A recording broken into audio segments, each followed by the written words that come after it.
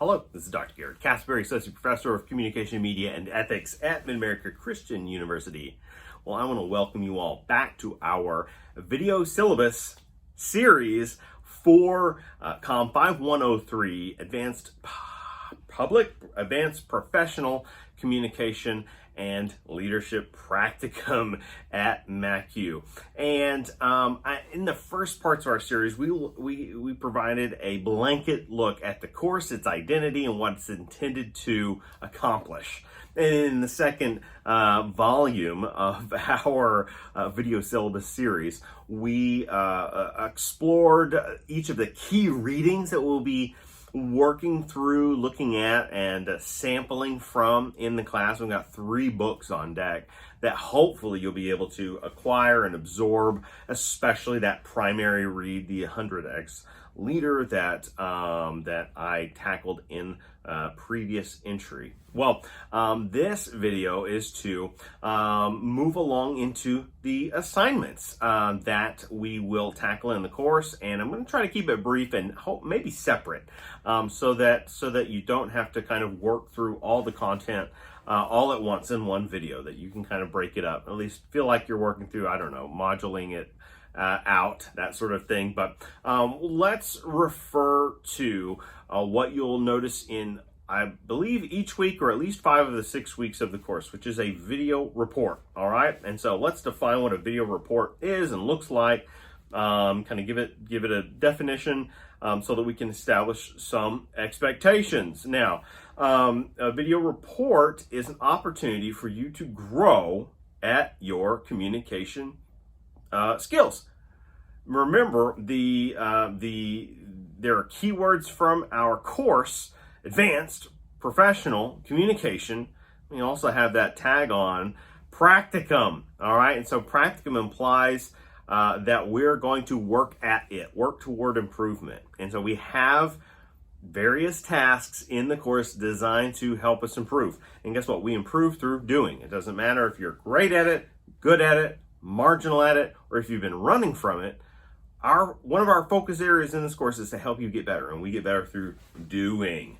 And so we're going to have an opportunity to work on our communication skills. Well, in our COM major at MACU, we like to examine the following qualities of communication and highlight why they're important. Of course, written communication, and there's a reason you've been trained to write since you first could spell your name in school at an early age. Written communication still remains one of the most viable tools, and the more you advance professionally over time, there comes this sense of, people will stop telling you to do things well.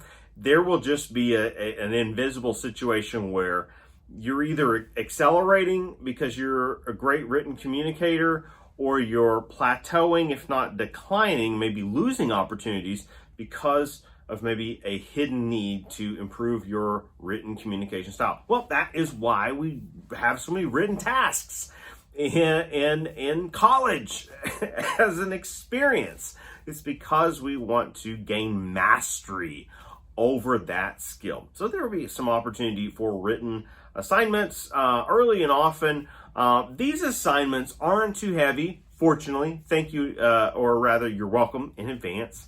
On heavy citationality, we're not necessarily in the business in this course of writing scholarly papers that really edge into advanced rigor, but we are going to be hopefully looking for some polished work that is sometimes experiential, right? We'll be able to at times draw on our own thoughts and ideas and experiences as the well through which we can respond to a prompt. But back to this weekly video report. When I said written communication is important, and it is, another type of communication is oral communication, of course, right? That spoken word communication.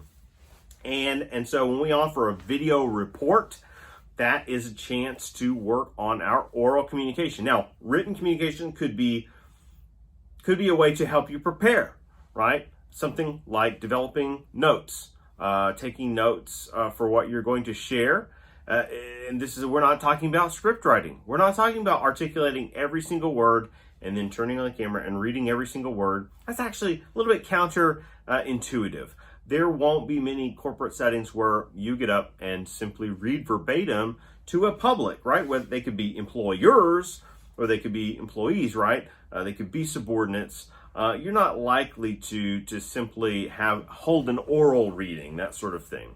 And so I think a style that can benefit us is what we call extemporaneous style of speaking, right? It's prepared, it's rehearsed, it's conversational, even in a video format. But oral communication is important.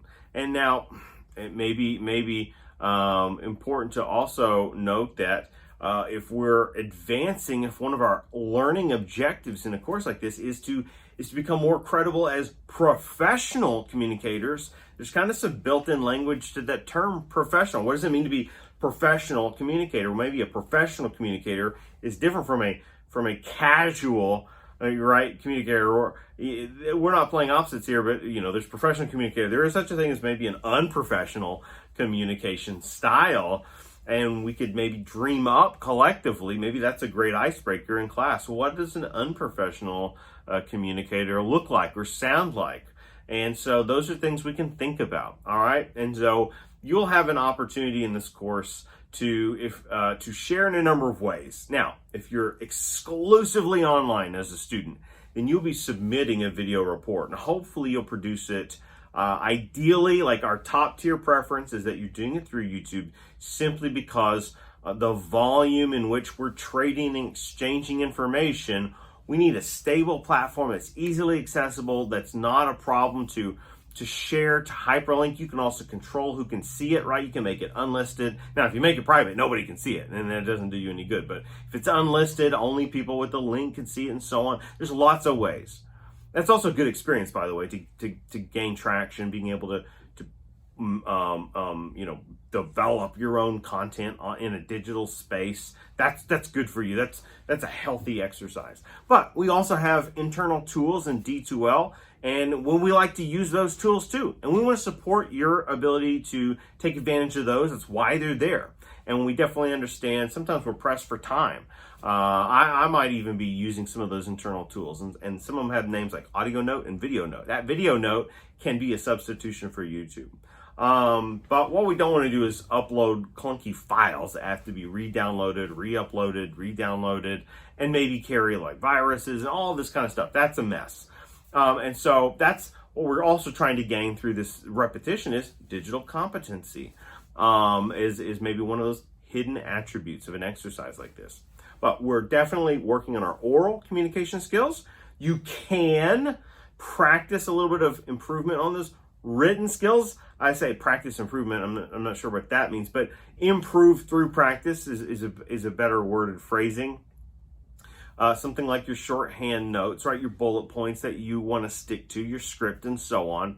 And all of this brought into a production, and let's say first in the context of a video that you share, is what we call digital communication. So you're getting to work on oral and digital communication skills at minimum, possibly written as well, through your weekly video report. Now, don't go nuts and think, oh my goodness, this is just way too much information and I lack experience. Take it one step at a time.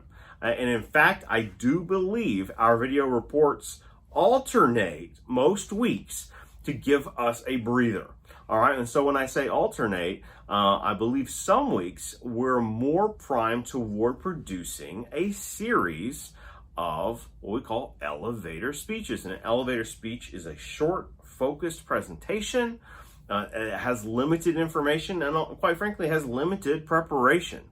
And so it shouldn't be too difficult a task. In fact, it's the kind of limited preparation that I could give you the prompt in a physical classroom, and then you could put that together in 5 minutes, right? And that's really the purpose we're going after. Now, I said in a digital space, we are sharing these videos if you're online exclusive.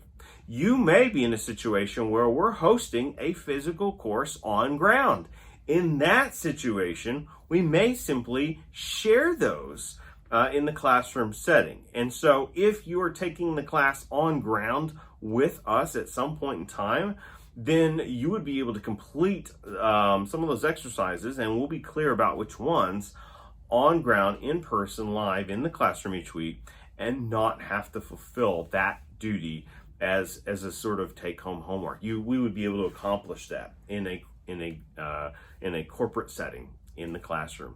Now, we have a third option that may be possible.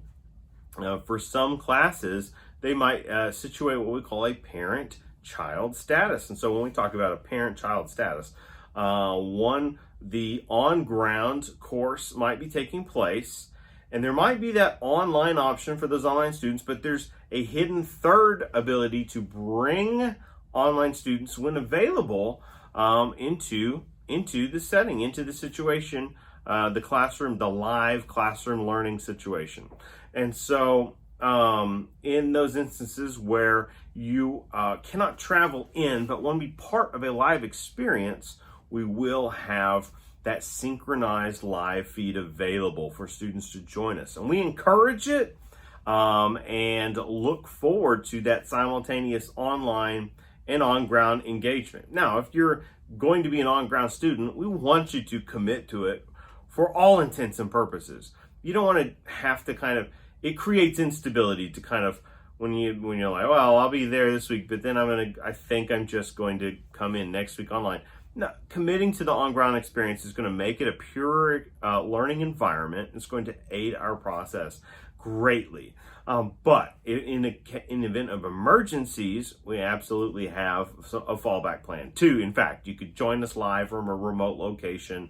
Let's say you're sick or something, but you're feeling well enough to attend, you're perhaps contagious or something and not wanting to come in.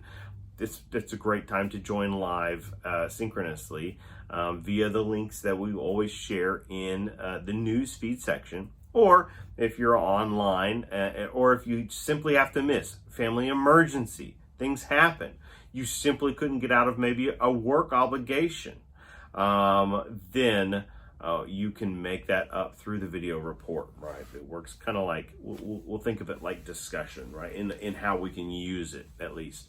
So these are going to be opportunities to get better at our communication styles. Let's not forget that word professional, all right? Now, everyone's going to be coming into the classroom in whatever circumstances that they come in, right? Life is life. But for those of you that are planning the video meticulously and thinking about it in terms of a project that you're doing on your own time, it's a perfect opportunity, especially with those elevator presentations, much more than the reading reports, to get a little bit strategic. Experiment with things like lighting, set design, right? Or at least the backdrop that you choose, the angle with which you're shooting yourself. All right, these are important things to consider, and in fact, probably set aside time for another video just to talk about some of the ways we can enhance our presence digitally.